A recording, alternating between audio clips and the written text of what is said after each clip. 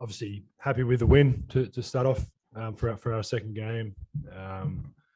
Obviously for us, it's a lot about ourselves right now, figuring out things. We've got obviously Gorge back for 12 years or whatever it was last time we played together, and a bit of a new group. We got a lot of guys that are new into the group, obviously with Matisse and stuff, guys that haven't played with our core group for a while. So a lot of this right now is about us focusing on ourselves and playing the way we want to play, defensively, doing what we want to do defensively. And obviously as this goes on, we'll get tighter with our package on both ends of the floor. But obviously a good start the first couple of games, but I still, and knowing Gorge, there will still be things we'll watch on film and things to get better. But a good start for these first couple of games. Yeah, like Joe said, nice win for us. I mean, they're a world power, and but the big picture it is about us right now, and we've got 7 new players and a brand new coaching staff. So in a lot of ways, this isn't a 4-year build. It's a short window here in which we got to get better and we got to learn. And I thought tonight was great for us in that aspect. We figured some things out and played much better in the second half than we did in the first half, and moved the ball better, got better shots, and defensively figured things out. So really enjoying the process with this group. It's an interesting deal of being away for 12 years and coming back and getting into this little thing with them, this little window into the game. So this is just so important for us because it's really all we've got. And to play 2 quality teams like we did, and winning's one thing, but the process is another. And we got better from the last game, and we got better in the second half, and we're starting to figure things out, and got some nice new pieces to the team. That's obvious in the last 2 games. A question for each of you, if I may. Coach, Tim Reynolds with the Associated Press. We saw Aaron back on the bench. Obviously, did you get any sort of preliminary report on? He's fine. Yeah, we're feeling. Dr. Ingles says he's fine. Yeah, we're feeling good about him. Yeah, that it just a temporary situation, so he'll be good. And question for Dr. Ingles. It is just an exhibition. It's a friendly. We get it. You beat them a couple of years ago in Australia, but what does it mean, big picture, to beat, even in a friendly, to beat a team with USA across its chest? Thank you. I mean, it's probably not the answer you're going to be looking for, but we walked into this game tonight expecting to win. We're not here to play these games and not saying anyone's going in to lose, but I think maybe not in everyone that's not in our locker room, but the people around our team and our locker room, we've been building and preparing this team and this and Basketball Australia for a long time for these moments. Like I said, we were 12 years ago, started slowly been getting better and better over these last few campaigns. And then obviously with the last couple finishing 4th, I mean, we're right there. And obviously we've proved it in the past that we can compete and match it with anybody. So obviously it's nice to win. And obviously, I mean, no disrespect or anything to that. They're a hell of a team. Obviously the guys they've got on their roster, and Pop standing up there is always nice to see. But we came in here expecting to win the game, and that's what we did. And again, we'll go away now, and there's definitely things we need to work on. Again, we've only played 2 games with a lot of new pieces, new coaching staff.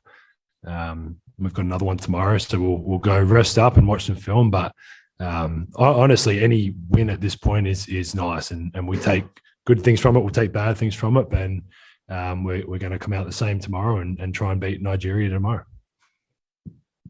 Joe Varden from The Athletic. Good to see you, Joe. I have a couple follow-ups and then one other one. I don't want to ruin a great quote that you just had by asking you to delve deeper, but you said you walked in tonight expecting to beat Team USA. When do you think that changed for the world? I don't remember the exact date. Like I said, I think the process of what we've been doing, I remember I mean, Gorge knows when we were 2008, I think we had one NBA player. I think Bogut was the only NBA player we had in our roster. A lot of European guys or playing in Europe and guys playing in Australia. Over the course of that 12 years, I mean, you look at our roster now, we could easily add a couple more NBA players if they were available.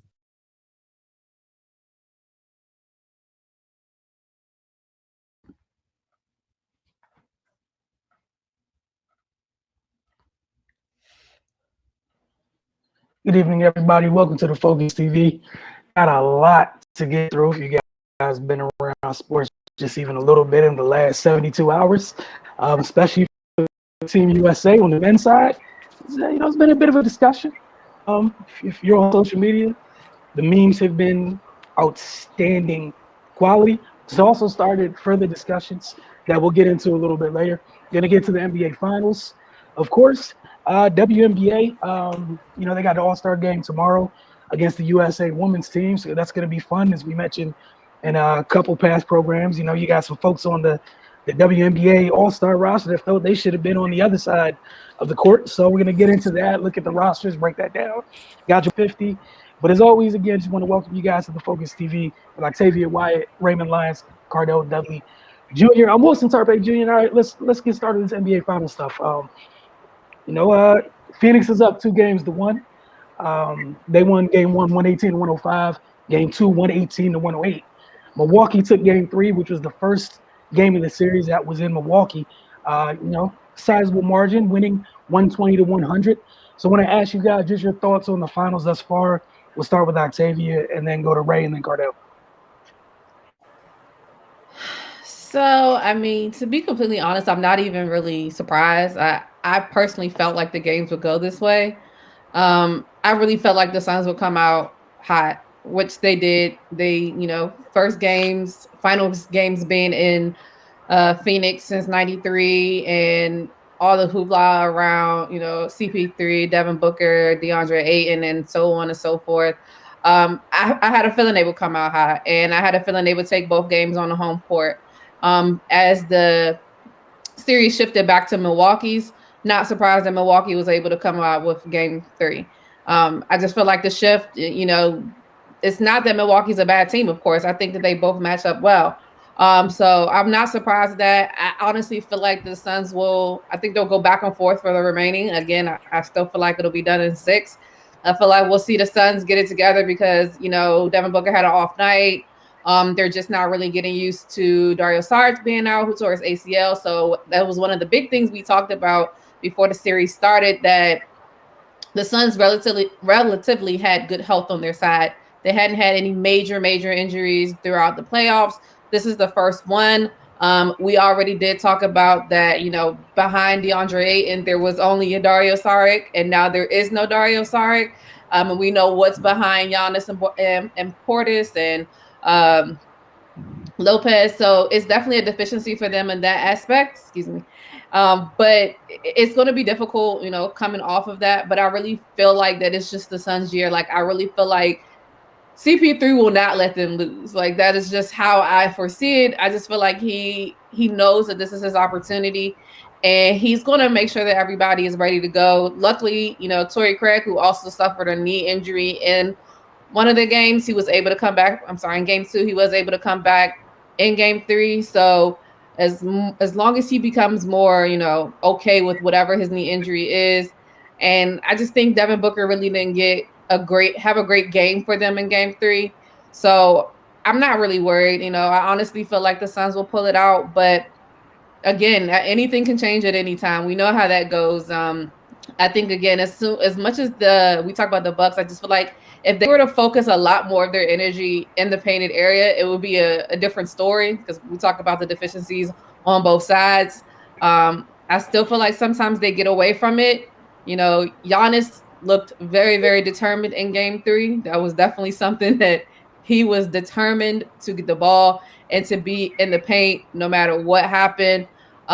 Good things happen when he's in the paint. Good things happen when Drew Holiday is very, very aggressive, as he has been in the last game. So, again, it's just going to be a great series. Like, I hate the fact that the last game was Sunday and it's not till tomorrow. it's too many days in between. Like, I need to see a game every night at this point. But we'll just have to see what happens and who's basically on that night. You know, it's always for me the quote unquote others. You know, Campaign came on late in game 3 for them. You know, in game 2 was Mikal Bridges. So who's going to be the person that steps up if Devin Booker also has another off night?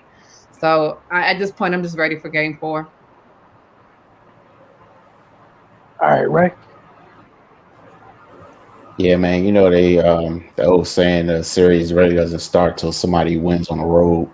So it's pretty much really gone as expected for me so far.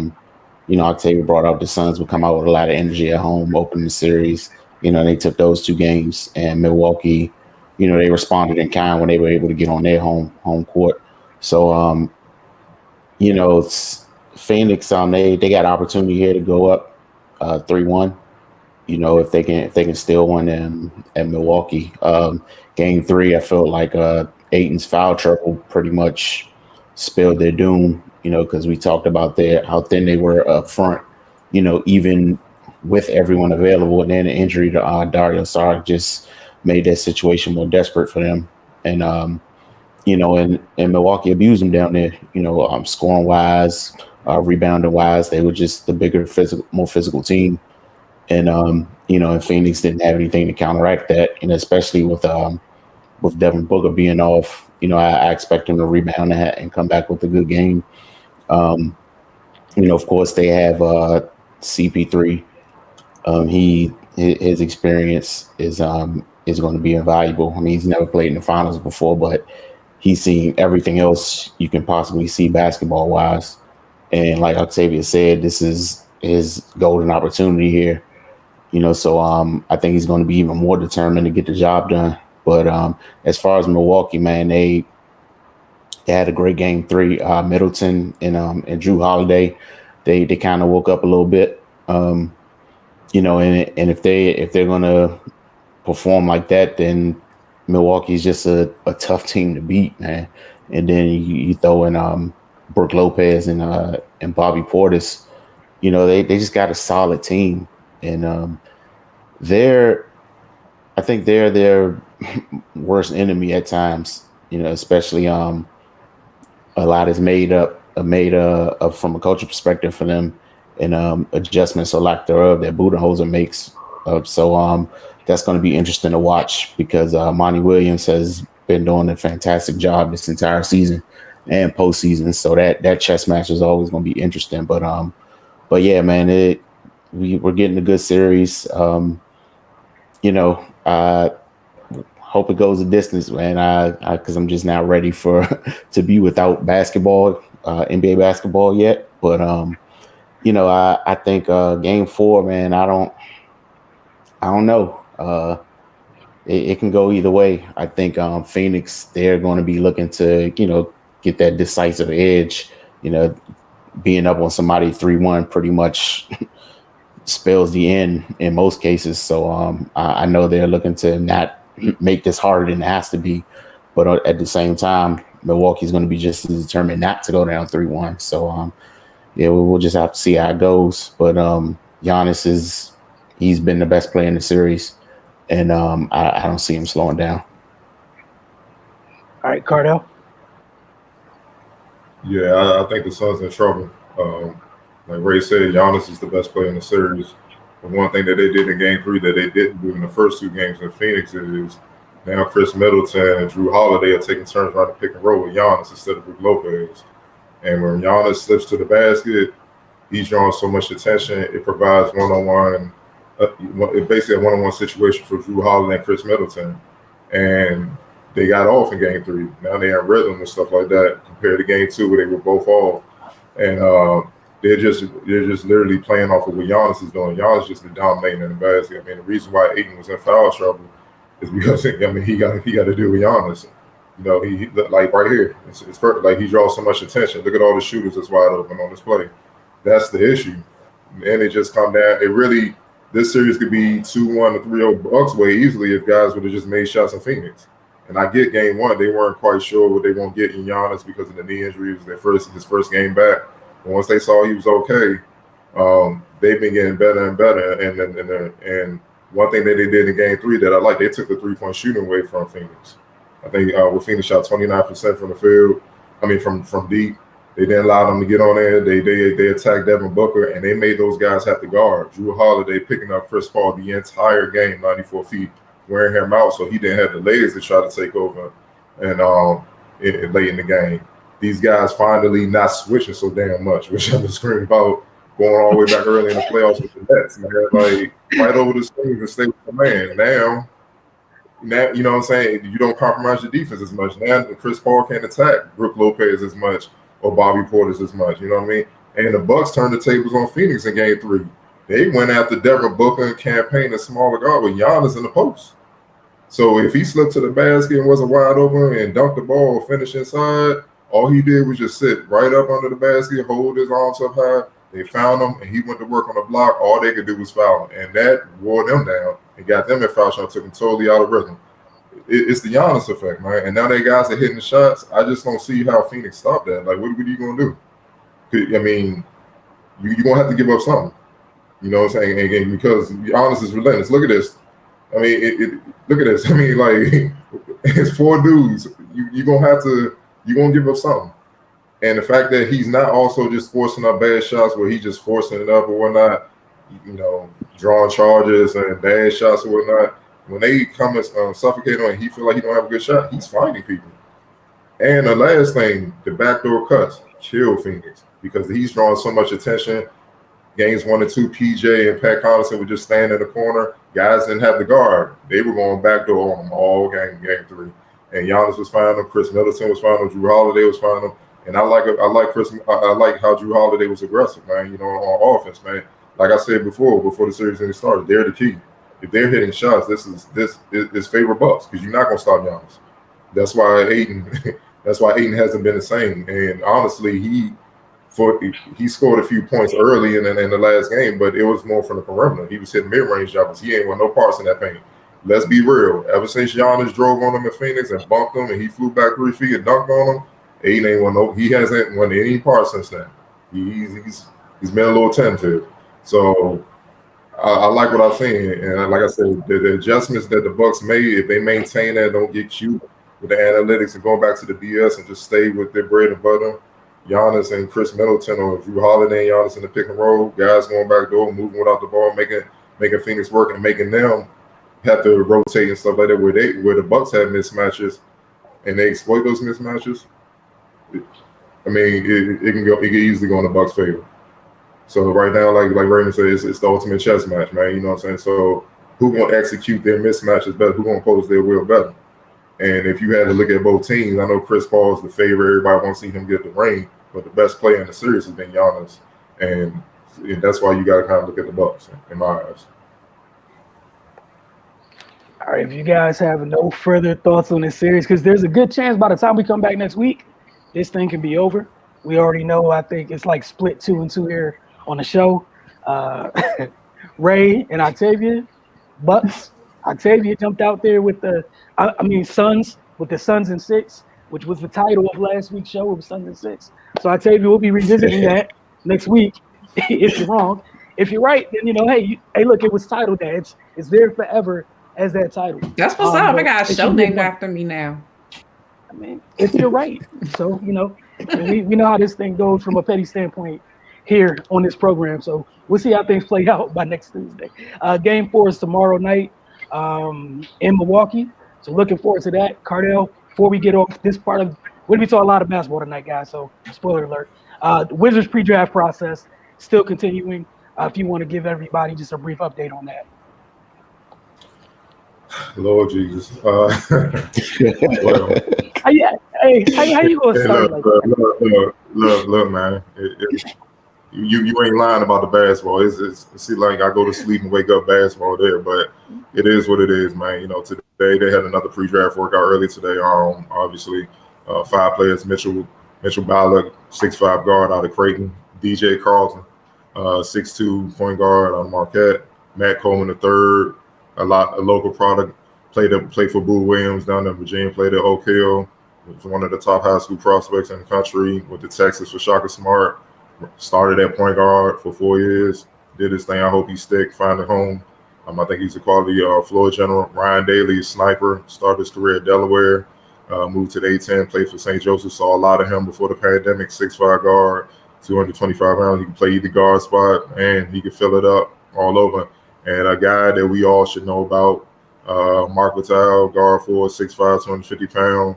PJ Tucker clone that played for Baylor. He was the man child down there, undersized, dominating inside, getting boards, blocking shots, running the floor, finishing inside. The Wizards have had a variety of players come through, man. And, I've been kind of paying attention to the list of players. They're definitely targeting the forward position. You could just see it. They're either going to go with a versatile wing, or they're going to get another big. It's just too many of these similar guys that's been in all the draft workouts, man. So we'll see. But obviously, the way the draft goes, it determines who's there and who's available, because it's a guy that they might think they may not have a chance at that might end up there. You know what I mean? Like last year, Denny was kind of that guy. You know what I mean? So, we'll see. But all in all, man, I like the aggressiveness that the Wizards are showing. I like the quality of players that they're bringing in. They're not BSing with the draft process, even though they're kind of on the outside of the lottery right there at the end and whatnot. They're taking it serious because, some important decisions that will need to be made following the season, maybe during the season. Who knows, man? So they're in the business. They got to hit a home run with this draft, no question about it. Yeah, and you're being so generous with the type of decisions, monumental level decisions for that organization. Pun intended. We're gonna take our first break. You're watching the Focus TV. When we return, got some more post game from Australia taking down the U.S. national team. They won today, so that's cool. We'll get to that just a little bit. Watching Focus TV. Are you something disappointed? Jeez Louise. I mean, it's cool. I mean, it's cool. Like, you went for 3 in your own exhibition schedule. That's cool.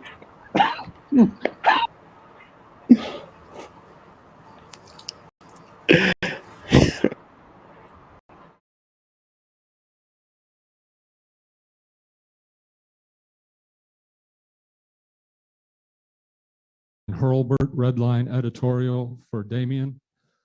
What's the first thing that comes to your mind after 2 games, and also the challenge of the journey that lies ahead for the team? The first thing that comes to mind for me is just the fact that, these teams are experienced. They've, spent a lot of time together.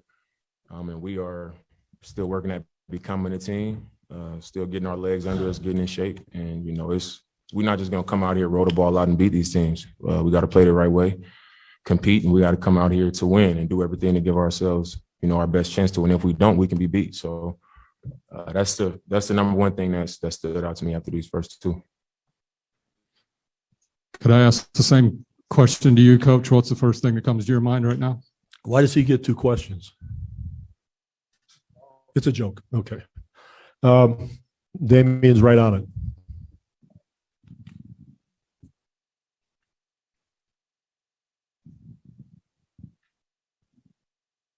Tim Reynolds with the AP. Pop, what were the areas that you saw some improvement tonight? And I was pleased. I thought we got better tonight. After a short time together, there's a lot of things that have to be covered. But the first half and the second half were 2 different beasts. In the first half, we defended the way we wanted to defend, the way we did not defend against Nigeria. We were more physical. We sustained the defense longer. We rebounded better. We moved the ball better at the offensive end and had more pace. In the second half, we tired out. And when that happens, you get hit mentally a little bit too. And we didn't sustain the board the same way. The defense wasn't the same. Our pace wasn't the same. So, we got to get some guys that have to get their legs and rhythm back.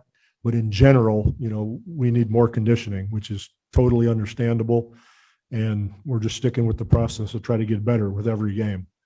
And we did that tonight. So I was pleased with what I saw. you had the 4 practices last week. This week, it's pretty much game. How Right. tough is it going to be to get that conditioning in when you don't have a lot of practice time before you get on the plane? Well, you deal with what's there, and we can't change that. So talking to the guys during timeouts and making them understand how we have to play and what the good is, what the bad is, watching film tomorrow. We just, get smarter and get in better condition. And then we have an opportunity to do something very good. Joe Varden from The Athletic. Damian, I know that coach has been preaching this about how much better the rest of the world has gotten over the years. But in this being your first Team USA experience in the Olympics and that sort of thing, what's it like for you to having watched your colleagues go through some of these tournaments and blow these teams out, and now you are kind of experiencing a much different, much closer, tougher experience? It is different. I mean, in the past, when I've watched, you'll see one guy on a different team that is in a rotation in the NBA, and then they might have a guy on the bench that is just on a team. And now you go out there, and the whole starting five is, from NBA teams, and they are rotation players. So that's something that stood out to me. But it's also not the first time that I've seen Team USA be tested. Maybe not beat 2 times in a row, but I've seen it before. And like you said, these other teams in these other countries just continue to improve.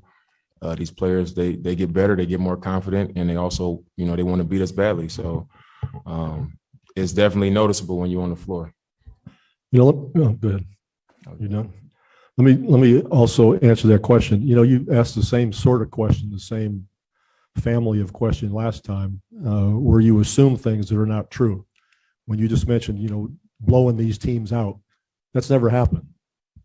When you make statements about in the past just blowing out these other teams, number one, you give no respect to the other teams. And I talked to you last time about the same thing. We've had very close games against 4 or 5 countries in all these tournaments. So the good teams do not get blown out.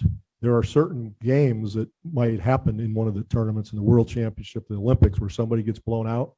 But in general, nobody's blowing anybody out for the good teams. So when you make a statement like that, it's like you assume that's what's going on. And that's incorrect.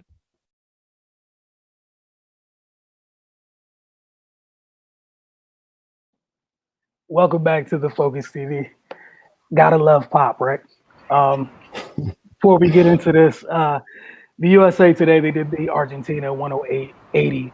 So I'm sorry, they're 1-2 on their exhibition tour. But Cardell, the floor is yours.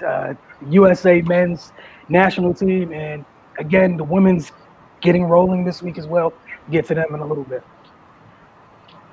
Well, I'm gonna start with saying first, it was good seeing former, George Washington, standout guard Patricia Moreno on the Olympic stage for Argentina. Putting work against the United States. 4-year player, GW, was one of the top players in the A10. Can't pay his dues, and with the, as Ginobili was getting towards the end of his career. So I'm just happy that he's still doing this thing overseas and get to play on this big of a stage. He was a special player at GW. First off, unless you've been living under a rock, USA fell to Nigeria in game 1 of exhibition play 90-87. Then last night they fell in game 2 to Australia 91-83. Right now, USA is after the win tonight, 55-4 in exhibition games since 1992, which is when obviously NBA players started playing. Damian Lillard finished with the game high 22 points. Kevin Durant added 17 points, and Brad Beal contributed 12 points in a loss last night to Australia. Australia was led by Spurs point guard Patty Mills, who posted 22 points. Jazz forward Joe Ingles scored 17 points, and Sixers guard Matisse Thybulle added 12 points, 3 assists, 3 steals, and 2 blocks on 5 of 7 shooting from the field. One quote that I think that will sum up this entire Olympic run, but definitely sums up things now came from Damian Lillard. He said post-game of the loss to Australia, these international teams are experienced, and we are still working at becoming a team. We're not just going to roll the ball out and beat these teams. These teams have a starting 5 of NBA players now. Obviously, Wilson just said what the result was tonight against Argentina. So, just to start with Octavia, what are your thoughts on the first 3 games overall in this USA team? I mean, just like I definitely agree with Damian Lillard. The fact that we are excited that all these players, it's new blood in the USA program now. But we have to realize that a lot of these players don't play together. They're all used to being the man on their team, and they all have to really get together and find a good fit of who knows what to do. Like we know about the past teams, in China and Tokyo, in China and London and those players, but they had a lot of time, playing in the league, playing with each other, and they got a lot of practice together. We know that these players, especially with some of them maybe not expecting to be on the team just due to a lot of injuries that happened in this past NBA season, so it's definitely going to take them time to get used to each other. I think that these 2 losses for them actually are the best thing that could have happened to them for their Olympic run. It's letting them know, just like Dame said, like, we're not just going to get out here and beat everybody just because we have USA across our chest. Everybody is gunning for them every single night. You're going to get this team's best every time you play a game. So it just shows them that they have a lot of work to do. It's not that they can't do it. We all know that they're talented enough to be able to do it. But I think that them going through these tribulations and trials that they're having right now is only going to make them better. We're also still forgetting they're missing 3 key players, with Middleton, Holiday, and Booker, who are still playing in the NBA Finals. So they're still going to have a learning curve even when they get there, so it's definitely going to be a challenge for them. But I believe that this process that they're going through right now is definitely the best for them, so they can work all the kinks out now before they get to Tokyo. Ray? Yeah, man, I think they're just going through the gelling process right now. The adjustment period has been kind of rough. They just got to realize this isn't the NBA. A lot of things that go their way in the States aren't going to go their way in international play. Like guys looking at the refs when they feel like they missed the call and that type of stuff. They just got to realize the FIBA refs don't care. The rules are the rules and game is game, and they're pretty consistent with the way they call it. So they just got to get over this superstar aura that they have. Egos gotta be checked at the door. Seems like no roles aren't really defined on this team, outside of maybe KD. I mean, I think it's not a question that he's the top dog here, but people got to decide what they're going to do, and how they're going to function on this team, So yeah, I think the first 2 games were really a wake up call, and they came out, they look good today. I think it's going to be telling what happens when they start to see the people again that they took these L's to, what the mentality they're going to have going into those games, because if it's me, I'm thinking, I'm going to prove to you that what happened last time is not the norm, So, we'll see, man. It's just an adjustment period that needs to take place. It's a lot of newbies on this team. I think there's 9 guys that don't have international experience, and the FIBA game is vastly different from the league. They got to adjust to the rules. They got to adjust to the physicality. They got to adjust to how the other teams are playing. Like it's, they've been falling victim to guys moving off the ball. They've been caught being asleep on defense a lot. And Cardell, I think you talked about it when we did the recap show for the last game. Typically in the league, sometimes you can just kind of stand next to a guy in the corner and really don't have to worry about him. That's not the deal here, So yeah, man, they just got to realize that this is a different game than they used to, and I think Pop and the coaching staff is going to have them prepared, but a lot's going to be on the shoulders of the players. Are they going to have pride and defend? Are they going to be physical? Are they going to really take this thing seriously to get this job done? So yeah, we'll see. Wilson. Yeah, like Ray said, we've been talking about it a little bit on the USA basketball recap shows, and a reminder, we're going to be doing that throughout for the rest of the exhibition schedule. and the Olympics as well. Yeah, man. Again, this is something we've been saying. We've been talking amongst ourselves. The U.S. has to get to a place where I'm talking about specifically the men's side of this. Has to get to a place where you have to put some respect on everybody else. That gap is not nearly as big as you think, especially since it's not your game you're playing. You're playing the world's version of this sport, and you're behind in that regard. And talking with Cardell, of wax earlier, even just looking at how this team's comprised, don't have any real true bigs. I urge anybody just take a quick look. In NBA, the past 2 seasons, the leaders are rebounding and block shots and stuff, and you see all those bigs that are populating those lists. Oh, those bigs do not play for this country.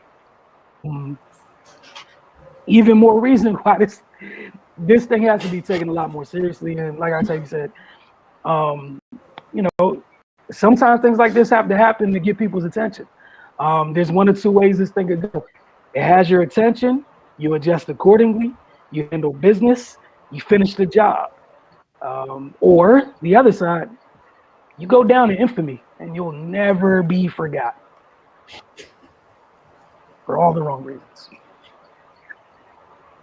Yeah, my thing with that is like Wilson, like pretty much what everybody's saying. They gotta take these games serious, and they better hope those three guys play, because with the quick turnaround, they might opt out. With the finals, depending on how long the finals go, how what I mean. It's like you saw it early in the playoffs with Devin Booker. Had a crooked nose. You know what I mean. So anything can happen. So regardless, they gotta look at it like the guys we have now are the guys we're gonna go to war. If they join us, great, but they can't look at it like that. And I keep hearing people say, well, they got a jail, they're a new team and all that. But what they don't realize is Australia has 8 new players, and they got the W last night. You know what I mean? And they've been working pretty much the same timeline as the U.S. team. People forget Ingles and all those guys were in the playoffs. You know what I mean? Thibault in the playoffs, they weren't there. You know what I mean? So it's not sweet, and they haven't even really. The other teams that are waiting, that are hungry, you know what I mean? It's more, you know what I mean? And they're gonna see when we get to the Olympics, you know what I mean? So it is what it is. It's just fact, man. They looking at the U.S. as this is our chance, and they play with a lot of pride. So my thing is with the U.S., fine, they're the favorite to win the gold, but take it serious. Don't the gap is done. You know what I'm saying? Like to me, it ain't no gap. You know what I mean? It's just they, like Dane Lillard said, the entire starting five for Nigeria, basically in Australia, pretty much they're NBA players, so they're not in all of these guys. When the last time you seen a guy jump with KD on driving to the basket to dunk the ball? But Precious did that for the center for Nigeria. Precious, who played for the Heat, he did that and talk ish on Instagram about it, posted about it, like you're not even built like that. That's the mentality. So the U.S. need to come with that same mentality if they want to win. They come in there with, superstar, I'm this, I'm that. It ain't gonna go too well when the Olympic play start. Just my take. Come with a sense of urgency and come ready to kill. Simple as that. Wanted to touch on the FIBA 19 and under game between USA and France. Whew. A lot of talent. It was a lot of talent on both sides. USA, finished things off with a dominant run with one final victory. They brought home the gold medal behind an 11-0 four-quarter run to win the World Cup title. Jaden Ivey, who plays at Purdue, he scored a team-high 16 points to lead USA to the 83-81 win over France on Sunday. The team was undefeated in 7 games and previously beat Turkey, Mali, Australia, Korea, Senegal, and Canada. Ivy 16 points, tied the team lead with Louisiana Tech forward Kenneth Lofton Jr. That kid right there is special, man. He got. If you seen Charles Barkley in college, he got the same type of body. He's not as athletic as Barkley, but he's a technician on the block. Oh my God, like it's bad. Like double. Like he can easily next year begin 20 and 15, 20 and 20, and we'll see him on ESPN all season. Like he's that good, man. So he France had him at first, and then he came in the game and he got their center who I'm gonna speak on real soon. He got their center in foul trouble, and that was when the USA started to pull away and they held on. Boilermaker guard shot 6 of 10 from the field, made 4 of 6 from free throw line. He also recorded 4 rebounds, 1 block, and the team high 3 steals. France was led by Victor Wembanyama, who scored 22 points to 6 of 14 shooting. He made all 9 of his shots from the foul line, grabbed 8 rebounds, and had 8 blocks. This kid is the best prospect in the world. And when I mean prospect, I'm talking about draft prospects now and future prospects. 7'2", he's Ralph Sampson. He's Ralph Sampson. We haven't seen Ralph Sampson since Ralph, but he's that. When he was in the game, I don't think if he didn't get in foul trouble, I don't think USA pulled it out. It was billed as a matchup between him and Chet Holmgren that's at Gonzaga, their star center that just that's Gonzaga, and he thoroughly outplayed Holmgren. And Holmgren is projected to be the #1 pick in next year's draft. They couldn't do nothing with him. And the thing is, he's a legit 17. He's not one of the, I hate to say it, man.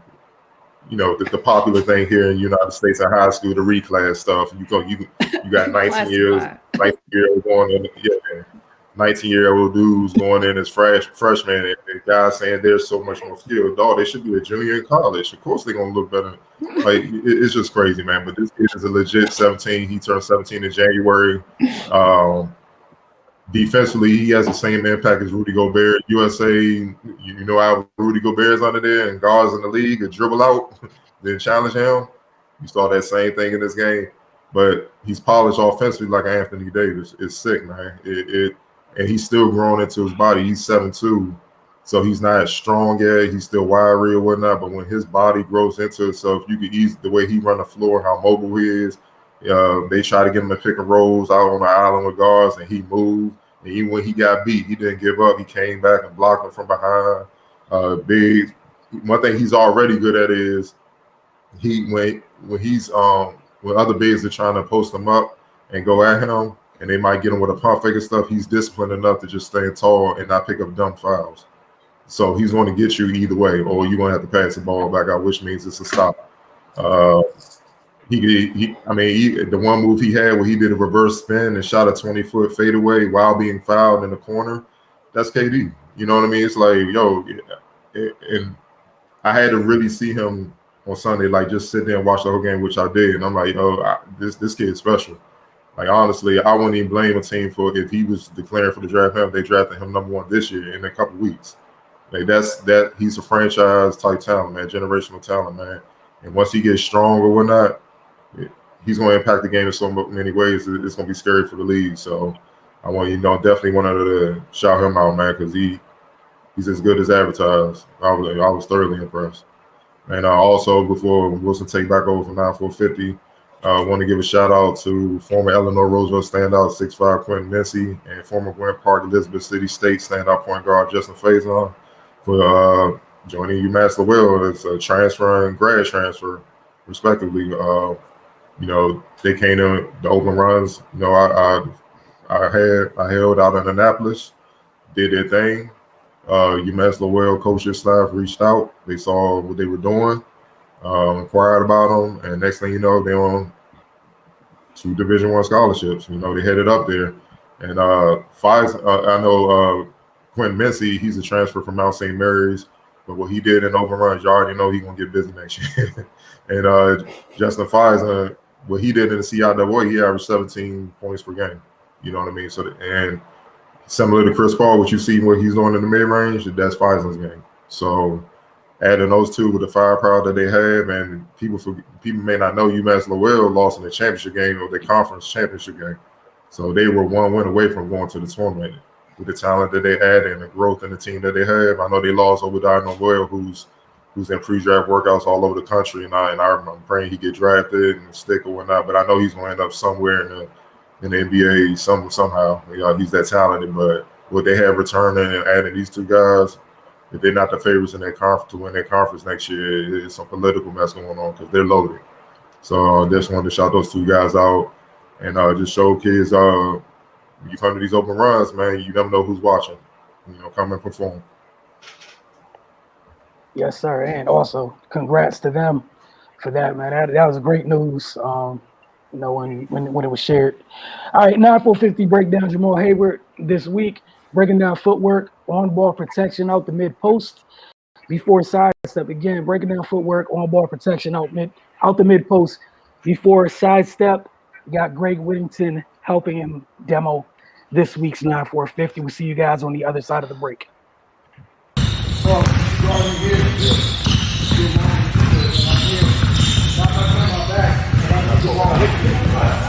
Now I keep the ball here, exactly as soon as you're hurting.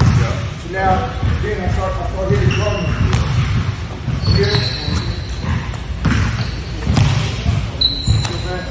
Good way. Same thing on this side, when you go to this side with the left foot. Here, reverse to this, drum. So I'm here. I turn my back. Yes. So always protect the ball. You guard me here. Behind the ball. Right. Here. Just always set up for the side step. So guard me here. Now I turn my back. Now I keep the ball here. Exactly as soon as you're hurting. So now, then I start hitting drum. Here. Good way. Same thing on this side, when you go to this side with the left foot. Here, reverse to this, drum. So I'm here. I turn my back. Yes. So always protect the ball. You guard me here. Behind the ball. Right. Here. Just always set up for the side step.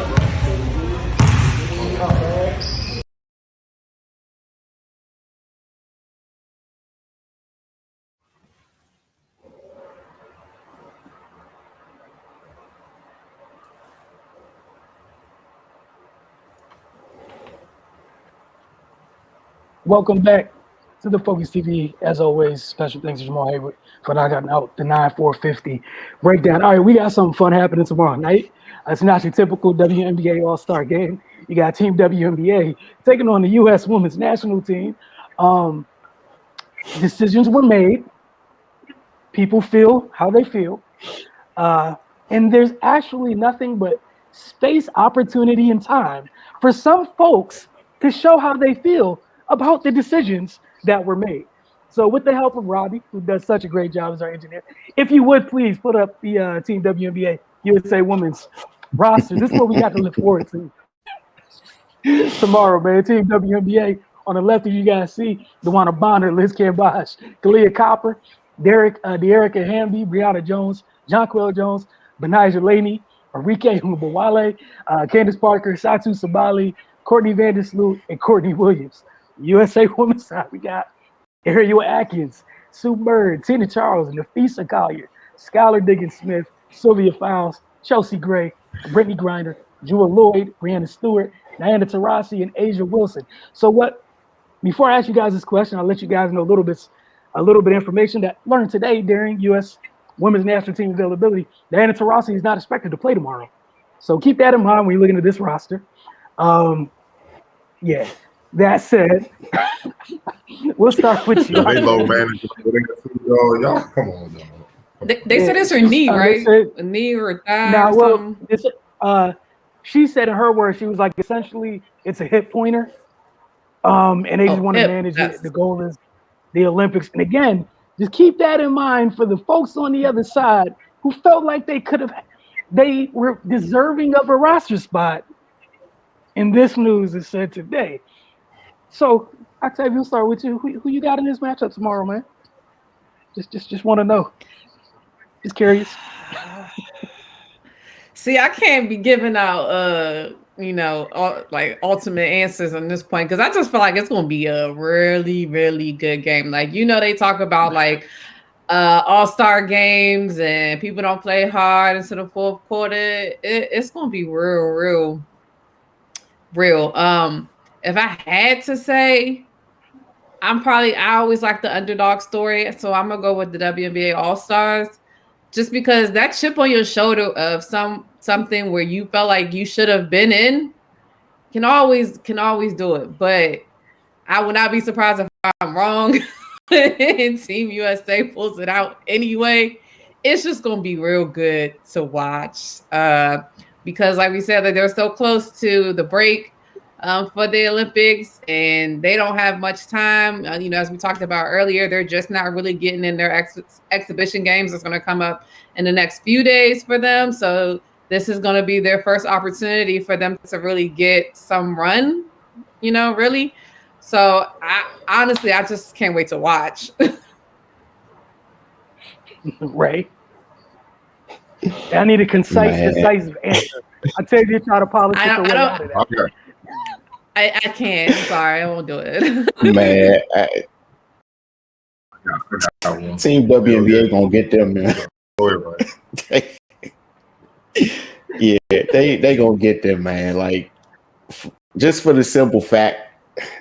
First of all, I know Candace Parker is pissed, and she been on one during the season anyway. So, yeah, they about to have an issue. Then you gotta deal with John Quill. Then you gotta deal with Benaja Laney. Then Liz, she gonna let them know what they got to look forward to if they play Australia. So, I don't know, man. It might get ugly. It might get ugly. I mean, that's no disrespect to the Olympic team, because of course they got some great players on that side. But I mean, first of all, WNBA beef is always the best beef, because they don't be liking each other sometimes, and this just adds fuel to the fire. So yeah, I'm going Team WNBA. Yeah, and then they got Tina Thompson and Lisa Leslie coaching, so how they get down. They gonna be hyping them up and talking greasy. So yeah, they probably should have not done this right going into the Olympics, because I don't know if this is gonna damage their psyche or what have you. But yeah, no, in all seriousness, man, I got Team WNBA just for the fact that they looking to prove a point, and that team that they put together is loaded beyond loaded. Like, yeah. You got one, right? I'm going WNBA, by the way, hands down. And this, look, USA side, got my girl Ariel Atkins. That's what Tina, got love for both of them. You know what I'm saying? Obviously, Brittany's a dog, but it's some age on that backcourt. You know what I mean? And these young wolves on the big side, they gonna be trying to make a point. And you forgot one, Ray, that's definitely all about the smoke at all times. Courtney Williams. You feel what I'm saying? Like, oh yeah, she's she one of them, but just always poking the bear, just like she loved that, man. So and John Quill already laid it on, like, look, it's about to be the closest I get to a gold medal. So we beat her. I'm gonna take it like it's a gold medal. You know what I mean? So that and that's why, and that's another reason why I'm going with them home cooking. John Quill, obviously GW covered her career, got a lot of love for her. Brianna Jones, Turk. We saw her grow up, in the area. You know what I'm saying? So yeah, that adds to it. But the simple fact that they let it be known publicly where it is. And the pros don't normally do. They might be a couple players, not that entire damn team. You know what I'm saying? They like, yeah, and like you brought up a good point, Ray. The coaches, they come from a different club. We not here to have fun. We gonna smack them. We try to send a message. They got on the other side. We gonna talk trash to her after the game. As friends, how I go. Like it's competitive, and I like the fact that they let it be known what it is, man. And like I said, it's a couple players over there. They want to send a message to the Olympic selection committee that overlooked them and stuff like that. So yeah, I know they practiced the day they started, but I hope they doing extra work, doing some sprints or something. Ice tub, getting ready. It's gonna be good. All right. It's gonna be real. It's gonna be. Hold on. It's gonna be some heavy duty. I hope the coaching staff. Go ahead. I hope the coaching staff not mic'd up either. Exactly. Gonna be a lot of F Yeah, bombs. it'll be a whole lot of yeah, a whole lot of that. Somebody gotta have their finger ready for the button all night long. Yeah. I mean, same could be said if you let the on-court volume, if you turn that up a little bit. I mean, the same could be said. Tomorrow, though, for Team USA, you know, bless the heart of Ariel Atkins and Jewel Lloyd. Chelsea Gray gonna be some extra work defensively with the assassins on the other side that are looking to put nothing but buckets up. Man, that's a heck of a way to start, right? And then the battle in the post, boy. Yeah. It's gonna be fun. Like you said, the versatility, like that's not a bad bunch for Team WNBA got to roll out. There's a couple of lineups where you can go all 4s and 5s with Team WNBA and tell the guards to just chill. The size, don't play Devon 6'4", Hamby 6'3", Jones 6'3", Jonquil 6'6", Candace 6'4", Sabali 6'4". Look, man. Brittany going to hold it down, though. He just got size. Brittany going to hold it down. Her Sylvia fouls. Yeah. So we're going to see. Because I know Mother Time hit a couple of players on USA. So. And again, this is the thing. This is why there was an uproar when the decisions the committee made. And again, unlike some sports, you don't have an opportunity for folks to let their to display their true feelings in this fashion. And you know, shout out to the WNBA, giving folks what they want. I have no idea. Is she not gonna be there? I hope not. Probably. I wouldn't put it past them. Probably. I mean, it's a petty situation. To do? Seems right. Seems right. Huh? No. You said what?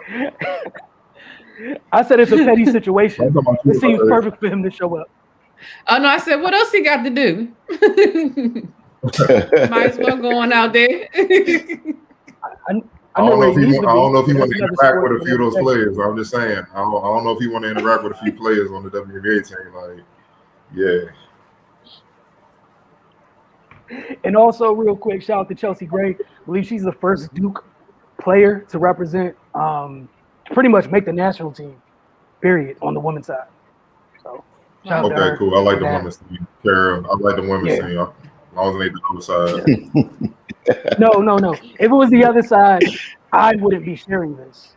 So I'm going to keep this. Y'all can Google it. You can find out yourself. Somebody who loves that school would have told you, and I would have closed my ears and be like, nah. It wouldn't have been me sharing this news. But don't forget, get over to the Focus TV. Nah, it's banned. It's on the short things that Brian Hill with the soft legs. And then he played for the Pistons. There's a gap that I don't. There was a blip. There was literally a 4-year blip. South Coast. The bar came straight out of high school. He came straight out of high school. Next thing you know, he was in NBA too. I don't know how it happened. Yep. I want to thank y'all for hanging out with us this week. Got a lot the rest of the week. Follow us on all your social media mediums. We got USA basketball recaps again for the men's and women's side. We will definitely be having a recap for that women's game tomorrow. Already looking forward to it. And then, you know, again, we got some double header days. I think Friday and Sunday where both the men's and the women's national team have exhibitions. So we'll see you guys for that. And then we'll be back next Tuesday, right on time as usual for the Focus TV. Y'all have a great night. Chris Haynes, Yahoo Sports. Question for both of you. Dane, the officiating is not what it is in the NBA. There's a lot more contact in it. How is that something you guys are figuring out you have to adjust to? Because I see a lot of guys looking for certain calls to pop points in the paint. Is that a product of the roster? You know, you got a lot of perimeter-oriented guys, or do you think you guys can do more in that area? I think we all, as the game goes on, as we continue to go through this process, we figuring out the difference in the international game and the game that we play. You know, today somebody fouled, they did a take foul, and everybody screaming like, that's 2 shots. And I look at Raymond and he like, what happened? So it's been 5 or 6 moments where we all looking around like, what's going on? And so we learning on the fly. You know, it's a lot of different rules, and as far as the paint, is no defense of 3 seconds. So, you know, a lot of times, even if you do beat your guy, somebody waiting right there in the paint and they never had to leave. So a lot of times the correct play is going to be to penetrate. And once that guy is there, you make the kick out for a 3. That's the right play. And it's easier to take away the paint when there's no defense of 3 seconds. And to answer your question, that really happened a lot in the second half, getting beat in the paint. But that's why I say there are aspects of the game that I was really pleased with the improvement. The Nigerian team took 42 threes, and I think Australia took 24 tonight.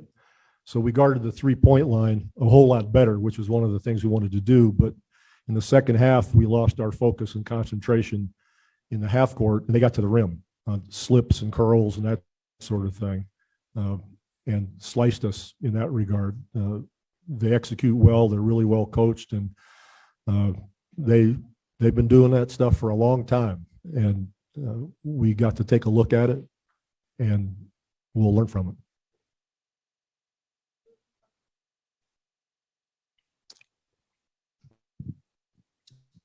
Coach, you had a little bit different starting lineup tonight, and I wanted to ask about Draymond. You know, you've talked at length what he does defensively, but he also seems to run some good action with Damian on offense. And I'm just wondering if that plays into what you're looking for out of him. Yeah, that's what we're looking for out of him. But the starting lineups don't mean anything. We're just trying to put different combinations together just to see how they work, because these guys have never played together before. So it's important during this preliminary phase to see what we've got. Dame, just to clarify on the question Chris asked you about physicality, the play you're talking about, was that the foul right in front of Pop with like 45 seconds to go or whatever it was, when that what they called it? I don't even know what they in the league, it would have been a 2-shot foul at that point. You would have been going to the other end. Is that the play? In the league, it wouldn't have been a 2-shot foul. You in the league, think you were in the it's called a bonus. take, like people just take it to stop transition to make them take it out on the side. But it was in the first half. Oh, okay. That I was thought it was one way. That's why I asked the question. No, I think you're talking about the play where Draymond stole it. I think so. And then they, instead of 2 free throws, it was taken on the side. Right. Thanks. Sorry about that. We'll go ahead and go to our Zoom callers. Bill McGarr, go ahead. Hey, Coach. Keldon Johnson played 13 minutes tonight. Can you talk about some of the positive takeaways from what you saw from him against Australia? As far as Keldon's game? Yes, sir. I thought he performed well. He's a physical kid. He played good team basketball. He moved it, took appropriate shots. I thought he was real solid. Thank you. You're welcome. Next we'll go to